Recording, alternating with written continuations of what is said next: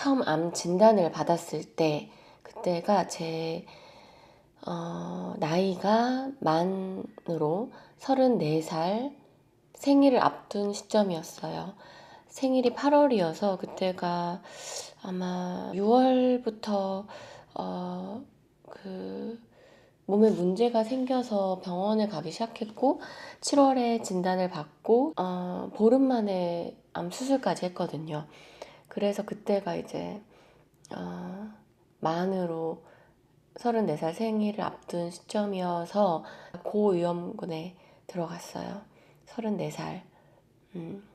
그래서 항암까지 진행을 했던 것이고, 그때가 그러니까 33 이때니까 내가 암에 걸릴 거라는 생각을 해보지도 못했고, 제가 뭐 막 건강에 대해서 크게 염려를 하던 성격도 아니었고, 그리고 뭐 집이나 그러니까 외가 친가 통틀어서 암에 걸렸다는 소리를 들어본 적이 없었거든요, 그때까지. 그래서 제 삶에 암이라는 단어 자체는 없었던 단어이고, 그래서 더 좀 충격적으로 와닿았던 것 같고, 그래서 그때 가장 걱정이 들었던 건 당장 내 남편 어떡하지? 나랑 살고 있는 이 사람 어떡하지? 였거든요. 왜냐하면 수술하기 전까지는 정확히 몇 기인지 알 수 없고, 수술 이후에야 병기가 확정이 되는데, 수술 전에는 그때 MRI를 찍었을 때 이 겨드랑이 림프절이 엄청 부어 있는 상태로 사진에 보여서, 어쩌면 이 림프절을 타고 전이가 됐을 수도 있겠다라는 의견까지 나왔던 때여서, 그러면 4기가 될 수도 있다. 4기면 생존 가능성이 정말 많이 떨어지는 상태잖아요. 전이는 더 무섭고 전이가 어디로 퍼졌을지 모를 상태니까, 그러니까 수술을 앞두고 한 열흘 정도는 내가 만약에 최악의 상황에 4기로 진단을 받았을 때 내 남편 어떡하지? 가 가장 걱정이 됐고요. 왜냐하면 그때 결혼한 지 2, 3년 정도밖에 안 됐을 때였고, 그래서 그 남편에 대한 걱정이 일단 가장 먼저더라고요. 그래서 그때 남편이랑 이 얘기를 막 정면으로 하진 못했던 것 같은데, 나중에 들어보니까 남편도 혼자 울었다고 하더라고요. 그래서 그 이후에 좀 많이 마음이 아팠는데, 다행히 수술 이후에 1기로 진단이 돼서 잘 치료를 해보자 마음을 추스릴 수 있었고, 그럼에도 일단 암 환자가 됐으니까 내가 일단 살아남긴 했는데, 앞으로 또 언제 재발을 할지 모르고 항암도 해야 되고, 내가 이전과 같이 평범한 좀 건강한 상태로 살 수 없을 그 상태에 대해서 좀 두려웠던 것 같아요. 내가 환자가 됐고 내가 계속해서 이 암 환자로 살아가야 되는 이 삶이 좀 암담했던 것 같아요. 그래서 항암을 할 때도 항암을 4차를 했는데 4번의 주사를 맞으러 가는데 1차 때, 2차 때까지 많이 힘들었고, 일단 그 수술 후의 회복보다 그 항암으로 인한 그 힘듦이 더 크게 와닿았거든요. 그래서 저는 나 진짜 못하겠다. 이게 정말 엄살이 아니라 정말로 못하겠다라는 말을 꺼냈던 그 밤이 기억이 나요. 주사를 맞고 너무 힘들어서 화장실에 막 달려가서 막 구토를 하고 더 이상 이걸 못 견디겠는 그런 몸의 고통이 있었을 때, 진지하게 항암을 그만두고 싶다라고 그때 혈액종양내과 선생님한테 말도 했고, 근데 그 말을 듣는 옆에 있는 남편은 어떤 심정이었을까 지금 생각해보면 좀 미안하고 참 힘들었겠다 싶은 생각이 들거든요. 왜냐하면 남편은 전적으로 제 의사를 존중을 했고, 너가 못하겠다면 못하는 거라는 존중을 했던 기억이 나고, 그러면 우리가 다른 방법을 찾는 한이 있더라도 일단 이 힘든 건 그만해보자 라고 그 정도까지 얘기를 했던 상황이었어요. 그런데 그때 혈액종양내과 선생님이 강력하게 치료를 권유를 했고, 또 2회차에 그 힘들었던 순간을 견디고 나니까 또 나아져서 3차, 4차는 좀 수월하게 했던 기억이 나요. 그래서 저희가 그때 겨울이었거든요. 가을에 항암을 시작해서 겨울까지 항암을 마치고, 그 추운 겨울에 기억도 안 나요. 너무 추웠던 2018년에서 19년 넘어가던 그 해 겨울에 저희가 새벽 5시인가 일어나서 걸어서 수영장을 30분을 걸어서 새벽 수영을 갔었어요. 우리는 살아야 된다. 지금 생각해보면 남편은 야행성이고 그 시간에는 아주 꿈나라에 있어야 되는데, 같이 새벽 4시 반인가 일어나서 5시 수영반을 한 3개월을 다녔어요.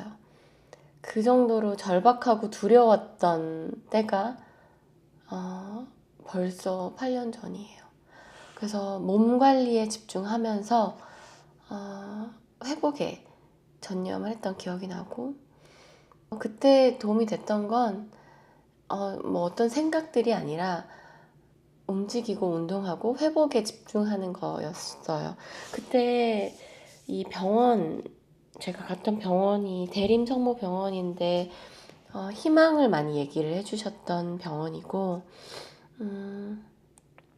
그래서 그냥 회복에 전념하다 보니 이렇게 시간이 흘렀어요. 그래서 지금 8년을 암 경험자로 살고 나서 드는 생각은,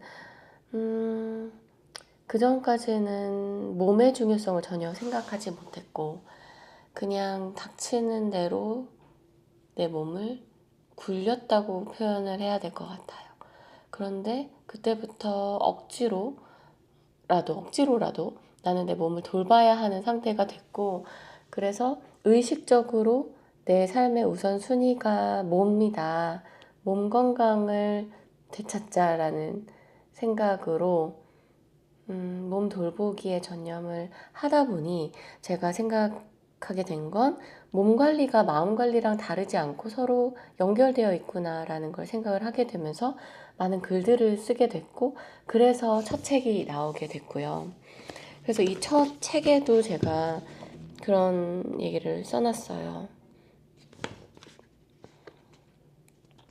마음 관리의 시작은 몸 관리부터다. 이런 얘기를 그때부터 쭉 하고 있거든요.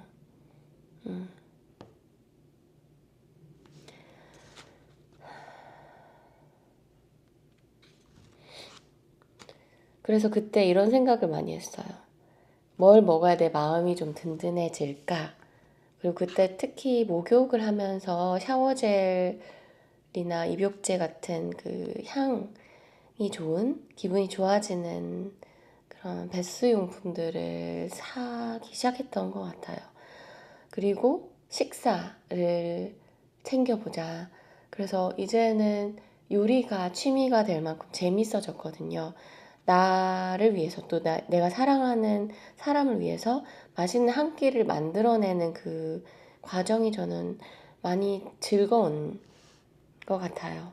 그래서 내 몸에 좋은 걸 먹이고, 또 좋은 향기를 내가 맡게 해주고, 그래서 즉각적으로 조금 긍정적인 정서가 만들어질 수 있는 여러 가지 행동들을 만들어 왔던 게 회복에 많은 도움이 됐고, 마음 관리뿐만 아니라 몸 관리가 함께 되었던 그런 시간들이었습니다. 그래서 나를 챙기는 일이 우선순위가 될 것. 그것이 8년 동안 가장 변화했던 한 가지였어요. 그래서 뭐 제발을 낮추자, 제발을 안 했으면 좋겠다, 뭐 전이가 안 됐으면 좋겠다, 이런 걱정, 두려움은 한 4년 차까지는 이어졌던 것 같고, 그 이후에는 좀 드문드문 들었던 것 같고 최근에는 큰 생각이 없어졌어요. 그러면서 그냥 하루하루 내가 나에게 좋은 거를 주기 위해서 의식적으로 내 몸을 관리하는 삶에 익숙해진 것 같아요. 그래서 저는 암을 경험한 분들이 가장 해야 할 것이 첫 번째로는 자기 스스로가 자기 몸과 마음을 돌보는 하루를 살 수 있는 그런 하루를 만들어내는 루틴이 중요하고, 두 번째가 의료진과 좋은 관계를 만들기. 내가 좀 신뢰할 수 있는 의료진과 내가 걱정되는 부분들을 혼자 찾아보지 말고 직접적으로 논의하고 얘기를 듣고 그렇게 몸을 관리해 나가는 게 가장 중요하다고 생각해요. 요즘은 뭐 AI로도 챗 GPT랑도 많이 얘기를 하고 그럴 수는 있겠지만 정확한 그 의사 선생님의 조언이 저는 많이 도움이 됐어요. 그래서 걱정이 들 때, 무서울 때는 진료를 보자. 저는 그 하나만 추천드리고 싶고요.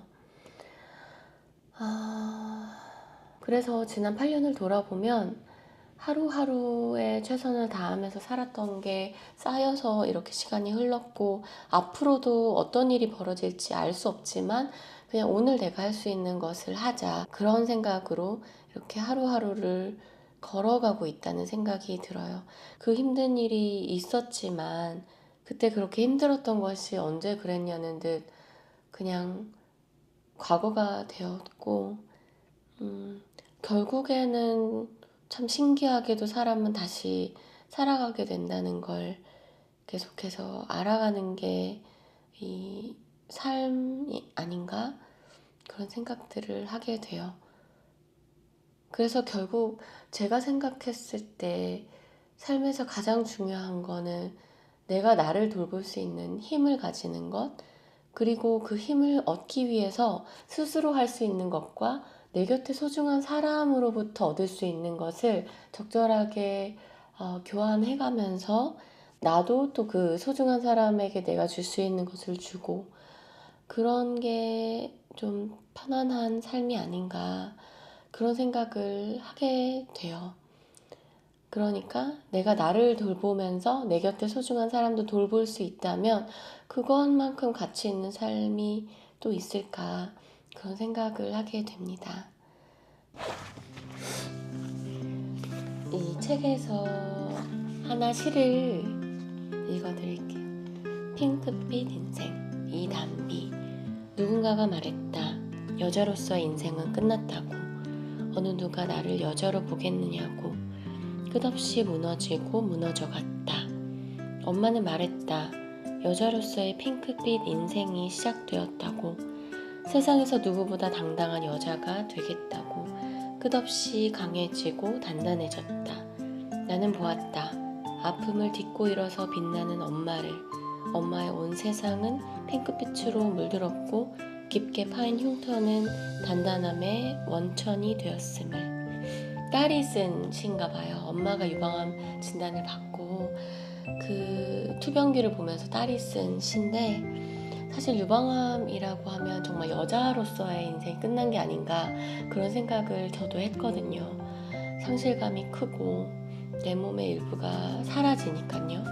그런데 사실 8년이 지나고 보면 여자로서의 삶과 전혀 상관이 없구나. 그건 사실 마음으로서 그 두려움이지 걱정일 뿐이었다는 생각을 하고, 난 여전히 여성으로서의 내가 가진 매력을 가진 사람이라는 걸 세월을 통해 알게 되거든요.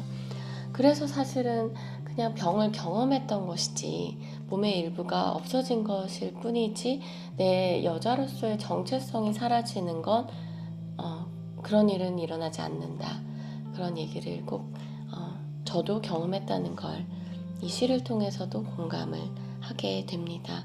그리고 여전히 그 항암 치료했던 그 부분에 그 흉터가 있거든요. 수술 흉터는 8년 지나도 아직은 좀 있는데 이게 만져져요.